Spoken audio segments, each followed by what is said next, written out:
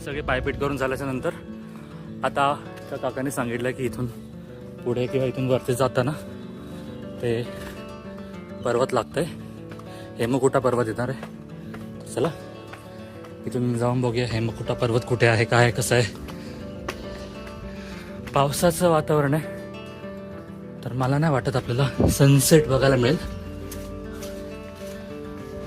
इथे आल्यानंतर वाटत तर होतं आपण कुठल्या तरी चुकीच्या ठिकाणी आलो आहे, आपण रस्ता भटकलो आहे। कारण मी इथे नवीनच आहे त्याच्यामुळे मला माहीत नाही मी कुठे चाललो आहे। जे कोणी जसं सांगतं आहे तसं मी चालत चाललो आहे, पण आता असं वाटतं आहे खरंच रस्ता चुकलो आहे। खूप बॅड आहे इथे, मला 2 आणि पुढे जाऊन अजून एक मंदिर दिसलंय बस। आणि तिकडे काका म्हणाले की